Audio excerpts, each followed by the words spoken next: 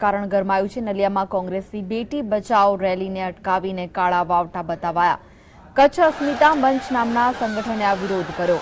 Rally નીકળતા જ મારામારી અને ઝપાઝપીના દ્રશ્યો પણ સર્જાયા। આ રેલીને અટકાવવામાં આવી હતી। શંકરસિંહ વાઘેલાના નિવેદનના વિરોધને લઈને આ રેલીને અટકાવાઈ। આ રેલીમાં કોંગ્રેસના કાર્યકરો અને સંસ્થાના કાર્યકરો વચ્ચે જોરદાર મારામારી થઈ। કેટલાક લોકોએ અર્જુન મોઢવાડિયાને ટોળામાં ખેંચી જવાનો પણ પ્રયાસ કર્યો। આ દરમિયાન અર્જુન મોઢવાડિયાનો પણ ઘેરાવો કરાયો હતો અને તેમને લાફો મારવાનો પ્રયાસ પણ થયો।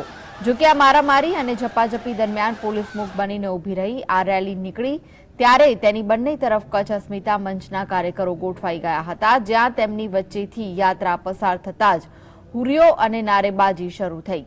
જો કે મારામારી અને ઝપાઝપી બાદ ચુસ્ત પોલીસ બંદોબસ્ત ગોઠવાયો અને કડક પોલીસ બંદોબસ્ત વચ્ચે બેટી બચાવો યાત્રાનું નલિયાથી પ્રસ્થાન થયું।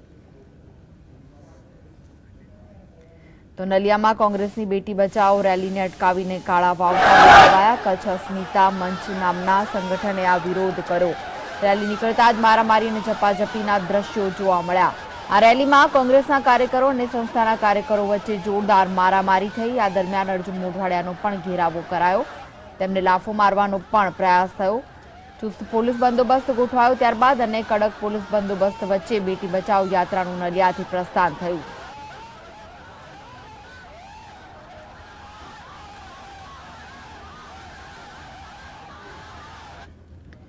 તો નલિયાથી શરૂ થયેલી બેટી બચાવો રેલીમાં વિધાનસભા વિપક્ષ નેતા શંકરસિંહ વાઘેલાએ ભાજપ સરકાર પર તેજાબી પ્રહારો કર્યા। તેમણે કહ્યું કે નલિયાના સેક્સ કાંડથી ભાજપના પતનની શરૂઆત થઈ છે। તેમણે કહ્યું કે આવનારી ચૂંટણીમાં પ્રજા ભાજપને શહીદ કરશે। નલિયા કાંડ નહીં પણ ભાજપ કાંડ છે। તેમણે ભાજપ સરકાર પર કચ્છને લૂંટવાનો આક્ષેપ કર્યો। તેમણે કહ્યું કે કચ્છને બદનામ કરવાનો પ્રયાસ કરાયો છે। રેલીની નિંદા કરતા ભાજપને પણ તેમણે આડે હાથ લીધું। તેમણે સરકારે પડકાર ફેંક્યો કે જે થાય તે કરી લો, અમે બંગડીઓ નથી પહેરી। તેમણે પીડિતાને અપાયેલા કથિત ભાજપના ઓળખપત્ર મુદ્દે પણ આકરા વાકપ્રહાર કર્યા।